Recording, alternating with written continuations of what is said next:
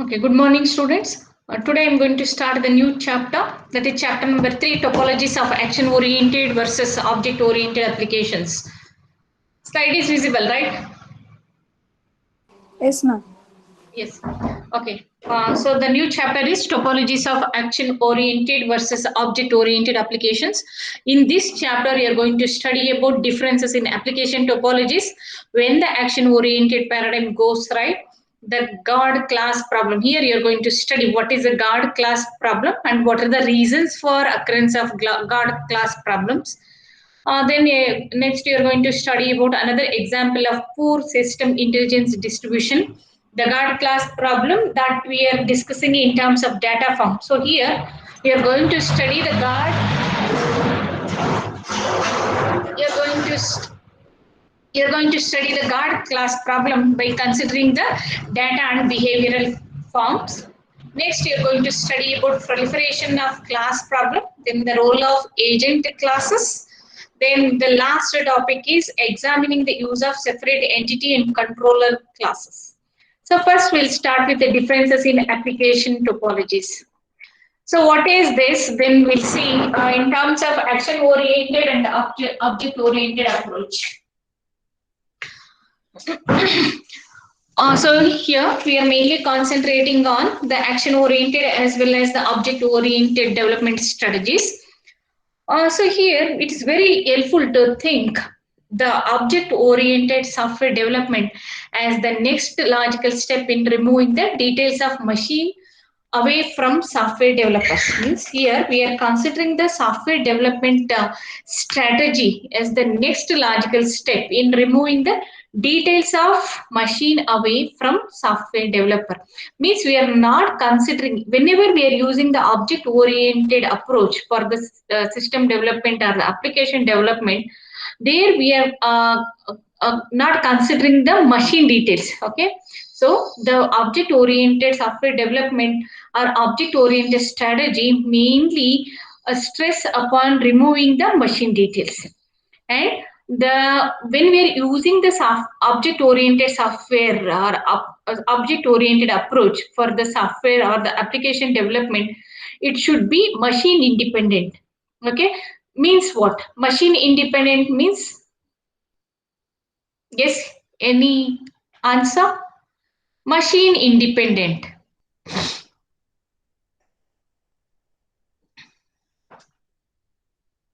Yes. Machine independent ಅಂದ್ರೆ ಏನು?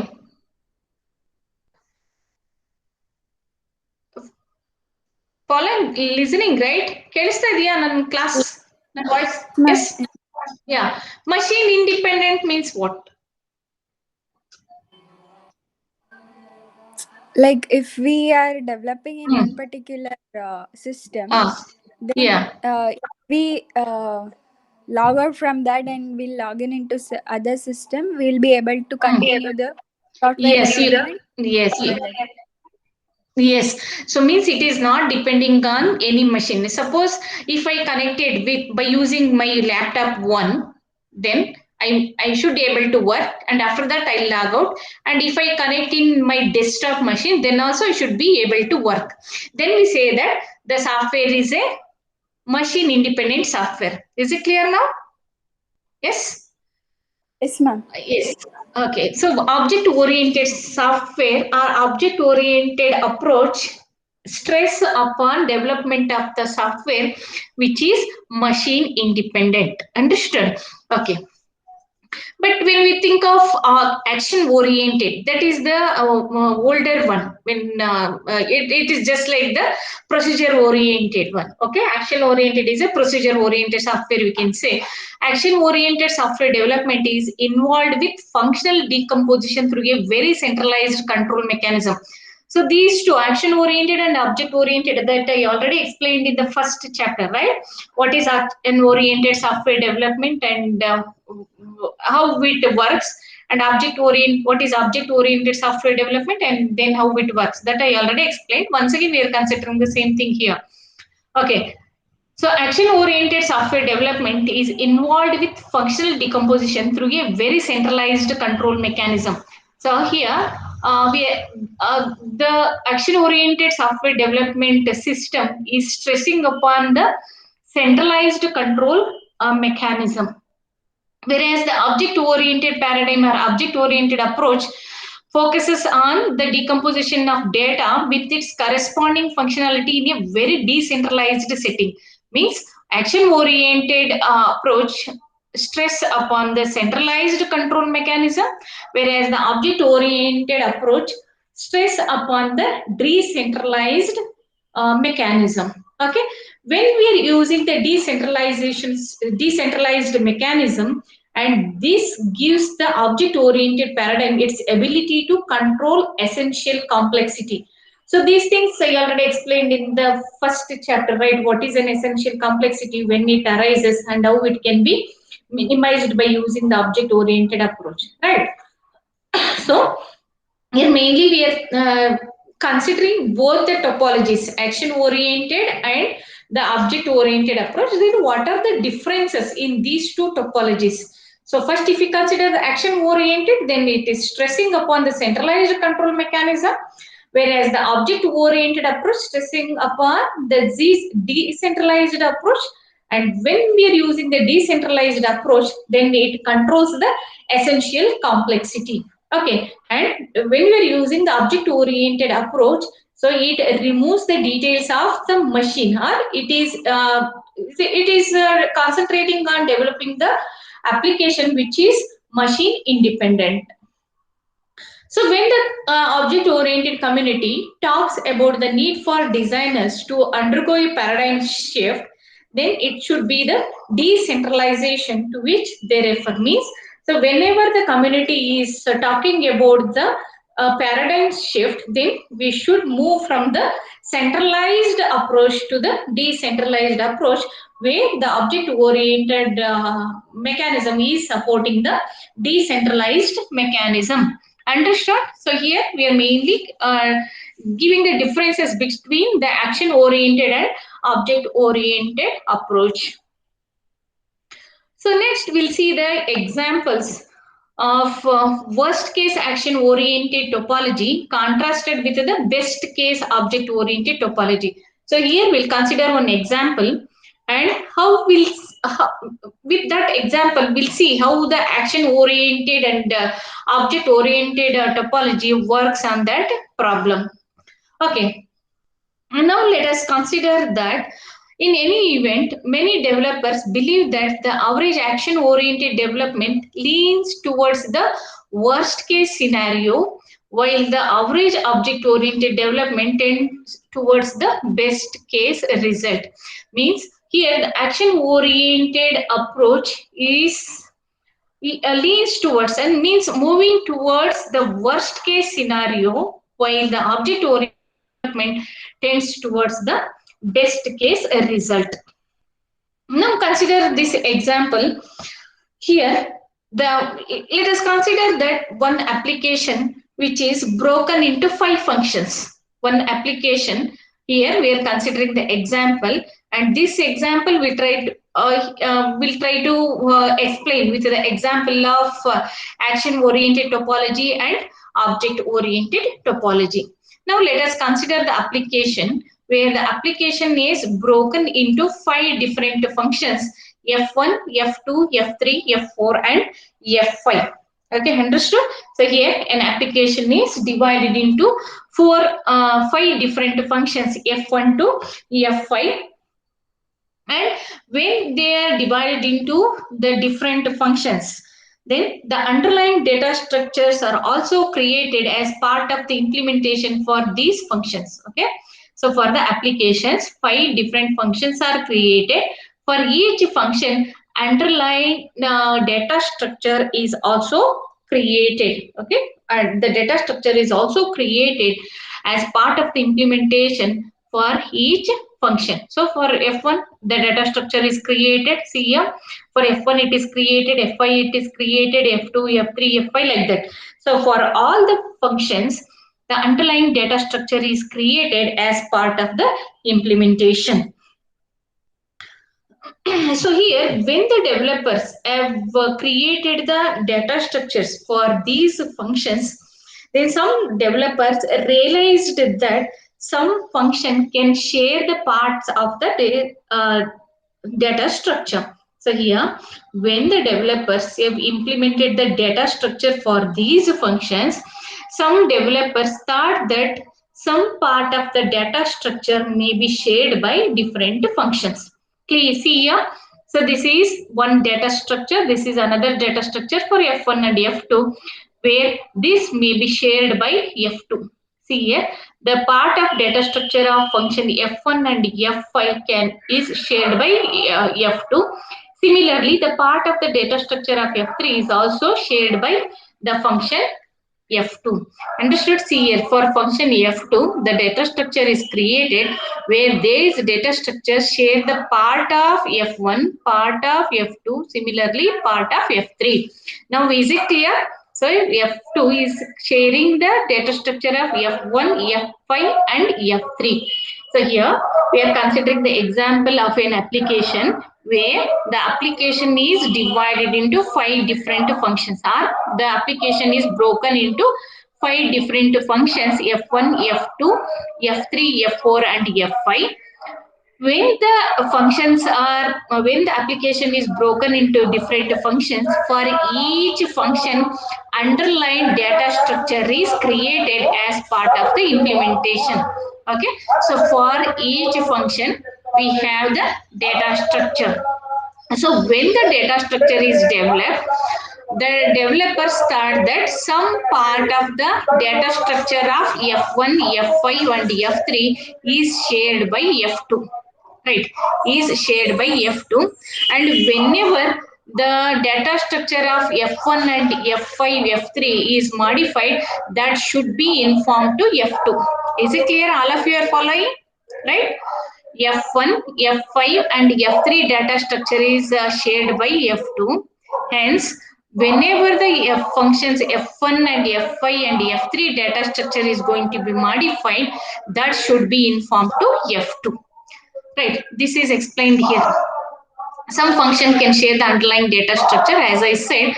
So given the form, so yes, here it is clear, right? So this F2 is sharing this. So whenever F1 modifies its data structure, it should inform F2, or whenever F5 is modifying its data structure, it should inform F2, or F3 when it is changing, it should inform F2, right? Okay. But if you consider in the action-oriented world, it is easy to find the data dependencies simply by examining the implementation of the functions. Okay. So here we are thinking of the action. See here, the problem is given. So this is the problem, right? Application which is divided into 5 functions, and the data structure is created for each function, where part of the data structure of F1, F5 and F3 is shared by F2. Okay, this is the problem. And we'll see what are the problem arises when we're using the object-oriented approach and the action-oriented approach. So first we'll see with the action-oriented approach. So in the action-oriented world, it is easy to find the data dependencies by simply examining the implementation of functions.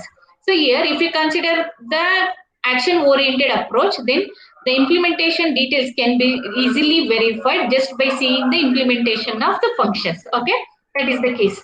So there we can easily finding the data dependencies by simply verifying the implementation of these functions. Clear? So given the union of formal parameter types, local variable types and any accessed global variable types, the developer knows exactly the data on which code is dependent. Means here we are considering only the parameters and variable types, whether the variable is a local variable or the global variable and the parameter type. By verifying that, the developer can knows exactly the data on which the code is dependent. But we have a problem if we wish to know the functional dependencies on a piece of data in the system. So in the action oriented, we can easily find the data dependency, right? We can easily find the data dependency by simply verifying the implementation details of the functions. But if you want to find the functional dependencies, then it is not very easy with the action-oriented approach, because we face the problem if we wish to know the functional dependencies on a piece of data in the system. Why? Because there is no explicit relationship between data and functionality in the object-oriented approach. Understood? So, if you consider this problem here, the data dependencies can be easily identified by the developer just by verifying the implementation details of these functions. But if you want to find the functional dependency, then it is not possible with the action-oriented approach. Why? Because there is no explicit relationship between the data and the function in the action-oriented system. So that problem arises here. In the action-oriented paradigm, there is not an explicit relationship between the data and functionality. So hence, the functional dependency cannot be identified by using the action-oriented approach, whereas the data dependency can be easily identified just by verifying the implementation details of each function. Okay. And see the scenario here. So this I explained, right? What is the problem?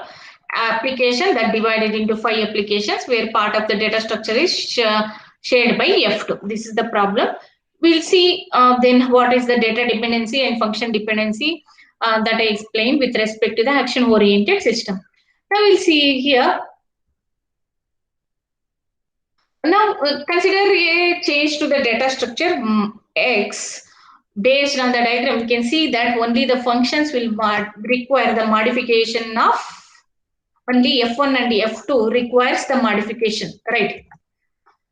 Here, this you understood, right? This you understood. Any doubt in this application? Application divided into 5 functions, okay?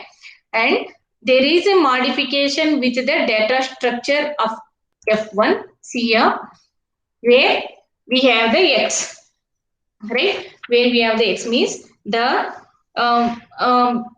here change to the data structure has been made with respect to the function X. So for function X, there is a data structure. Within the data structure, there is a modification and that is marked as X. And based on this diagram, we can have that whenever the modification takes place, then the functions F1 and F2 should require to modify their functions according to the changes in the data structure. Understood? See here, in the previous example, we have considered simply the application which is divided into 5 functions, F1, F2, F3, F4, F5, right? And the data structure is shared by the F1, F2, F5 and F3, right? And here we are considering there is a modification in the data structure and that is marked as X. When there is a change, then the functions F1 and F2 should require the modification if the data marked X is modified. Now we have the data X. Whenever it is modified, then the functions F1 and F2 should also modify their functions according to the modified data. Understood? Why? Because this part of the data structure is shared by F2, right? And whenever there is a modification in this data, then F1 and F2 should do their modifications according to the modified data. Understood? Now, any doubt in this? No, yes? Okay. So here we have the data X and it is modified. Then F1 and F2 should modify. Now let us consider one more scenario, right? So within a week, one more function is created for the same application. Now let us consider that within a week, one more function is created by the developer, that is F6. Okay, F6 is created and developed by the developer, and this function is also depending on the data X. Now following all of you, see the difference here. We have only 5 functions before and the data is there in this data structure. Whenever it is modified, then F1, F2 should modify their functions, right? But what happens afterwards? After a week, one more function is created by the developer, where this f6 is also depending on x. Clear? When f6 is also depending on x, and by developing or creating the function x according to function f6 requirement, this x is modified without known by f1 and f2, or without bringing it to the notice of f1 and f2. Following all of here, what problem arises here?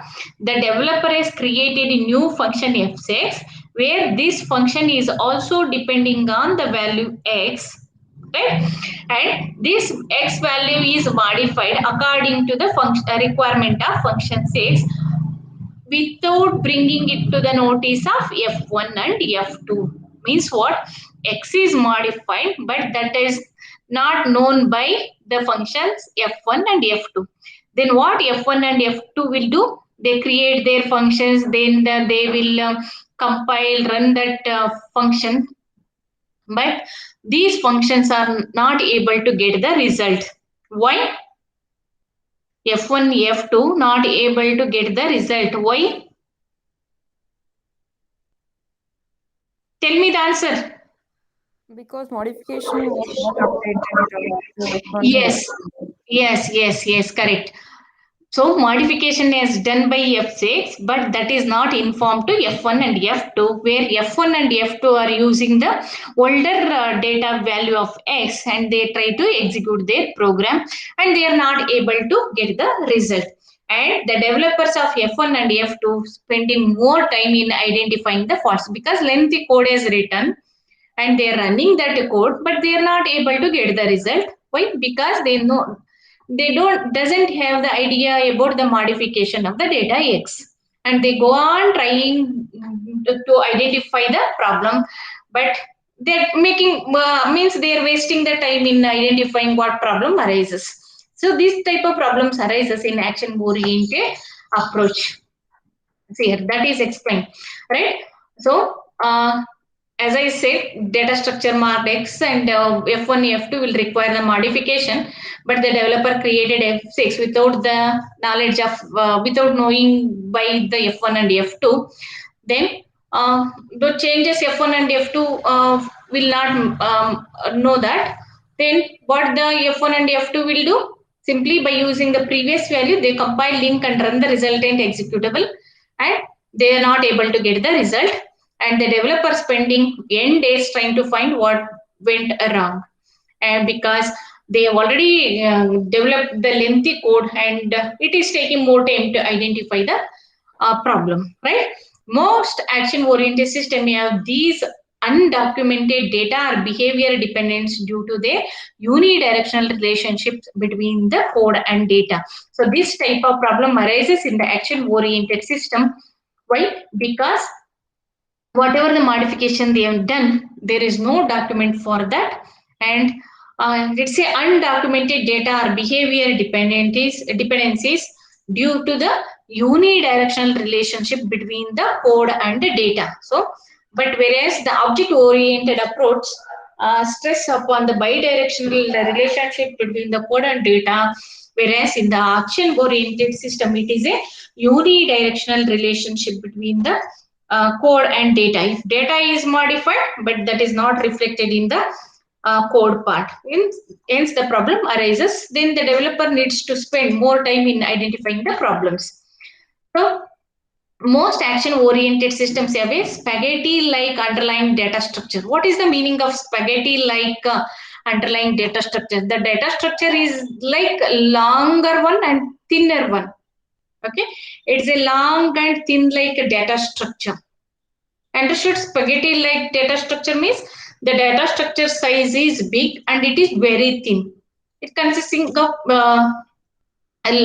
more number of lines of code, and it is very thin. And in that cases, then the problem arises. So hence the action-oriented systems will depends on the versions. If version 1 doesn't work, then they will go to version 2, or if version 2 doesn't work, they will move on to next version, like that. So it continues until they are getting the result. But in the action-oriented system, it is very difficult to identify such problems. Then we'll see how this problem will be solved by object-oriented approach. Then how does the object-oriented approach control this complexity?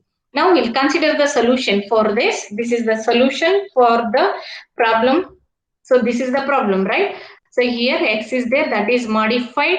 When it is modified by F6, then it is not known by F1 and F2. Then when F1 and F2 try to execute, then they are unable to get the result, and the developers are spending more time in identifying the problems. Then how that problem can be solved by using the object-oriented approach. How does object-oriented programming controls this complexity? Now we'll consider the solution here. The solution is we are creating the separate data parts. It's a D1 data and D2 data, and D1 data and D2 data can be interchangeably used by the different functions. So suppose F1 wants D2 data, then simply it can call and make use of it. But there is a clear distinction between the data 1 and data 2, where D1 and D2 can be used by one another function to carry out their functionality. So here means we have D1 data separately defined for F1, F2 and F3. Similarly, D2 data is defined for F4, F5 and F6. When D1 data required by either F4, F5 or F6, they can make use of it just through the procedure calls. Or if an F2, F3 want to use it, they can use it, right? But without modifying or affecting the functionality of other systems or other programs, we can say. So here that is the object-oriented solution. Here, then how the developers have given the solution for that? Because here the developers focuses only on the functionality of a system and typically ignores the data until it is required. See here we have the functions F1, F2, F3, F4, F5, F6. So whenever they are concentrating on the functionality, they will only concentrating on the functionality and ignores the data part until it is required. And afterwards, whenever they are considering the data part, they will ignore the functionality until it is required. Means they are clearly separating the data and functionality as and when it is required. See here? The most developers claim that action-oriented paradigm focuses only on the functionality of a system and typically ignores the data until it requires. And they claim that object-oriented paradigm focuses exclusively on the data, ignoring the functionality of the system until it is required. Sorry, here it is. Object-oriented paradigm focuses on the data, whereas the action-oriented system focuses on the functionality and ignoring the data part. Here, the action object-oriented paradigm focuses on the data while ignoring the functionality of the system until it is required. And this is not, means so ignoring the functionality, it is not possible because the behavior of the system drives the decomposition of the data, and hence it is preferable to think object-oriented paradigm as keeping the data in front of the developer's mind while keeping functionality in the back of his or her mind. Means what? So whenever the developers are implementing the systems, they have to consider both the cases. Means they have to consider the data as well as the functionality. But before that, what they thought action-oriented systems depends on the functionality by ignoring the data, whereas the object-oriented approach focuses on the data, ignoring the functionality. But that is not possible because both are interrelated. Data and functionality are interrelated. We need to have both the data and functionality dependency. Hence, whenever the developers are developing the system using the object-oriented approach, they should keep the data in front of the developer's mind and keeping the functionality back of his mind. Means they have to consider both the data and functionality part while implementing the applications or the system. And this decomposition results into a collection of decentralized clusters of data with well-defined public interfaces. Decentralized clumps of data means decentralized clusters of data with well-defined public interfaces. Then the only dependencies of functionality and data are that the operation of the well-defined public interfaces are dependent on their associated data. Means here the object, we're mainly concentrating on what? Whenever we are using the object-oriented approach, it considers both the data part as well as the functionality part while developing the application. Understood?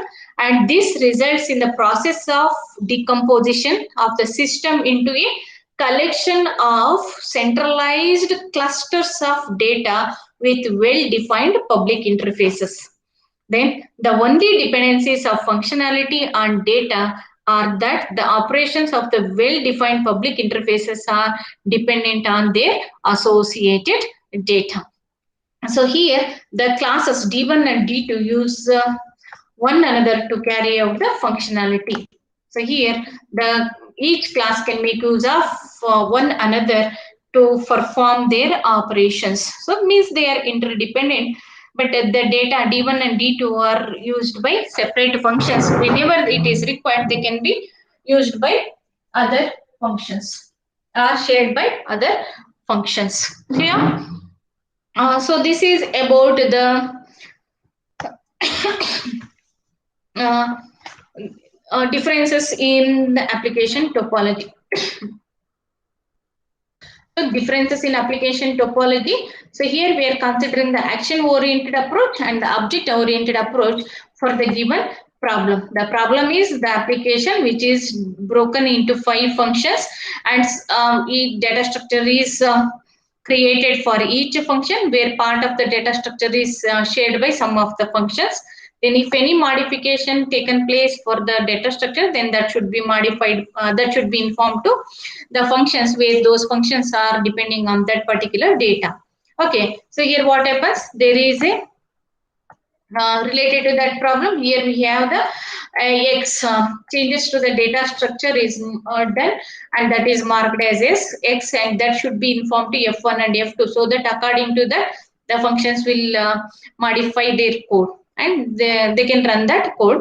But when the problem arises, if no new function is developed, created by the developer, new function F6 is created by the developer, where that F6 is also depending on X, and modification to X takes place without knowing by or without bringing it to the knowledge of F1 and F2. Then F1 and F2 make use of the previous data X and they try to run the code. Then what happens?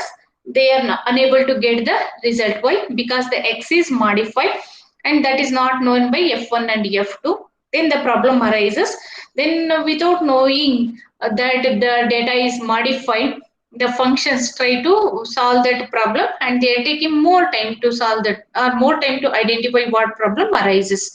So in the action-oriented systems, this is called as undocumented data and behavior dependencies, and this exists due to the unidirectional relationship between the code and the data. So in the action-oriented system, what happens? They will depends on versions of the system, versions of the code, version 1, version 2, version 3, like that. If one version doesn't work, they will move on to another version and this continues, and then the problem arises, right?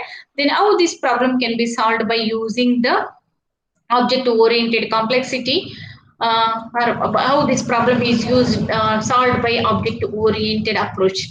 Here we have the solution for that. We'll see first which functions are depending on the which data, and we are clearly differentiating that, and then the problem will be solved.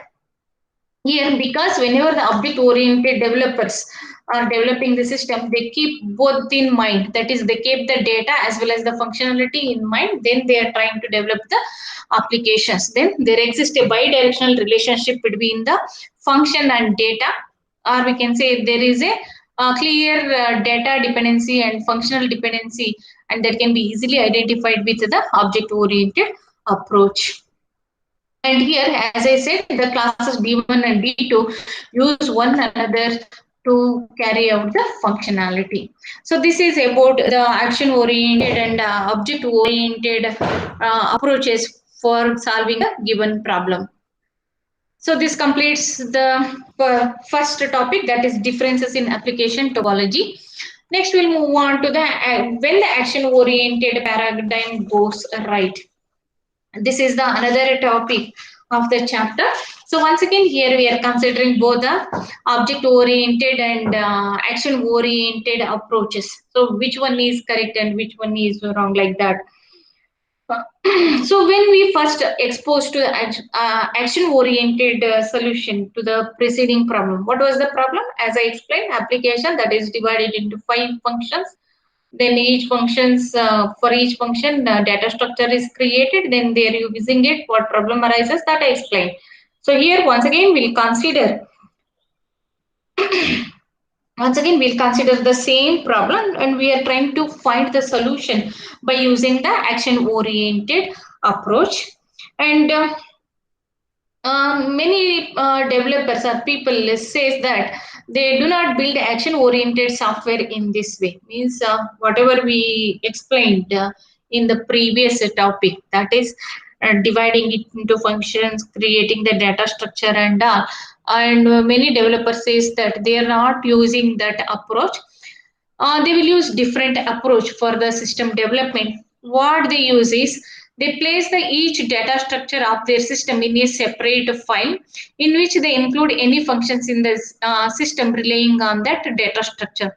Means if we, for a system, if system requires 10 data structures, then what they will do, they create 10 different data structures, and these each data structure they are going to keep it in a separate file, and that file they including any function in the system relying on that structure. Means whenever they are writing the code for the function, they are going to include that particular data structure in their code. And if that is the case, okay, if we are developing a simple system and it consisting of only 10 data structure, then it is very easy. You can easily identify which data structure belongs to which function, and then you can easily identify and you can easily write the code. But what happens as the system size increases, or if you want to build the bigger system or bigger application where it will have n number of data structures, then what happens in that case, it is very difficult to maintain. Okay, if it is a simple size, it is, you can easily maintain that. But as the system size increases or the code size increases and it consisting of n number of data structures, then the problem arises, right? So it is true that this makes the system more maintainable. Means if you have only the 10 data structure is there and each function is created, then you can include that data structure in a particular function. That is okay. Means we can easily maintain that. But what is the file they have created? So what it is, what type of file they have created? So in the object oriented approach, that we call it as a class. Okay, so because it is the bidirectional relationship between the data and behavior, then namely a class in the object oriented terminology. Means in the object oriented approach, that file we are calling it as a class. So what the object-oriented paradigm does is it to replace the convention of encapsulating data and behavior using the file system with a design language mechanism. Means, so here the object-oriented paradigm is concentrating on replacing the convention of encapsulating the data and behavior using the file system with a design language level mechanism.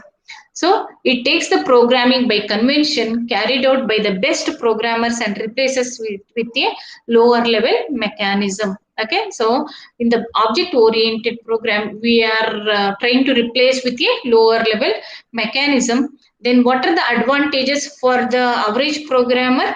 It leads to the advantage of good design and implementation techniques without fully understanding the principles behind them. Means whenever we are having the application, that application we are dividing it to different functions and each function will be given to different developers. The advantage for the developer is without understanding the full application or without understanding what are the principles, they can simply implement part of the part of the application. That is, they can simply implement a individual functions without understanding the principles, right? That is the advantage when we are means when we are looking into the lower level mechanisms, or when we are dividing the application into smaller functions, then the developer simply implement those functions without fully understanding the principles. But the main problems of programming by convention is that first the developer has to understand it. Means whenever they're asking to implement that function, then first they have to understand it, and they once they understood, then the developers must stick on to that particular method. But that is not possible always. That is the toughest task for the developers. But when the action oriented programming goes right, it takes on the attributes of the object oriented paradigm. So here we are considering both the approaches. Means when we are considering the object oriented programming right, or when we are considering the action oriented programming right. Okay. So here we are considering that action oriented programming goes right. It takes on the attributes of the object oriented paradigm or object oriented approach. Then does that imply the object oriented paradigm is the remedy that will eliminate the software crisis? We can't say that, because if it is not, where does the object oriented paradigm go wrong? Okay, so both the cases possible. So when we consider action oriented programming, for some application it works better, and object oriented paradigm, for some application it works better, and for some applications the object when we are using the object oriented paradigm, that may result in a failure. Or that is, where does the object oriented paradigm go wrong, that we need to identify. So here there are two areas where the object-oriented paradigm can drive design in a dangerous direction. The first one is problem of poorly distributed system intelligence, and second one is the creation of too many classes for the size of the design problem. When the object-oriented design team done this, or have introduced these two problems, then the object-oriented paradigm go wrong. Understood? So means whenever we are using the object-oriented approach to develop the application, we should be careful. We should, or the design team should avoid these two problems. One is problem of poorly distributed system intelligence, and the second one is the creation of too many classes for the size of the design problem. When too many classes are developed or created, or when the problem of poorly distributed system intelligence exists, then the object oriented approach fails. Then so such problems are the pitfalls. We are calling it as a god class problem and the proliferation of class problem. So here the two problems are problem of poorly distributed system intelligence, and second problem is the creation of more number of classes, right? So the first one, that is poorly distributed system intelligence, leads to the god class problem, and the creation of too many classes relates to the proliferation of class problem. These two problems we are going to discuss in the next topic in detail. What is the god class problem and proliferation of classes problem, when they occurs, and what are the solution, that we'll see it in the next topic. Okay, so here we are mainly concentrating on the god class problem and the proliferation of classes problem. So when this problem occurs, when the designers develop or design the system where it is exhibiting a problem of poorly distributed system intelligence, or if the designers created too many classes, then the god class problem and the proliferation of classes problem arises. We'll see that these two problems in detail in the next topic. And the god class problem manifests itself in two forms, that is the behavioral form and the data form. Okay, the proliferation of class problem is produced by number of factors. We'll see those factors in the next topic. So this is about when the action oriented paradigm goes right. So here we are considering both the cases, object oriented and action oriented. So, but with the object oriented, what problem arises? That is the guard class problem, and what is the proliferation of classes problem? We'll see in detail in the next class. Any doubt in this? So, differences in the topologies, and second one is when the action oriented approach goes right. Any doubt? Yes. No, ma'am. Okay. Prithvi, Sudeep, any doubt in this? Okay, if no doubt, then I will conclude my class. And tomorrow, are they taking the lab classes? Yes, ma'am. Yes. Okay, then my class is there at 9:20, la? Tomorrow? Yes, ma'am. Yes. So then I will engage the classes 9:20 tomorrow. Okay, I'll conclude my class now and have a good day. Thank you, ma'am. Thank you, ma'am.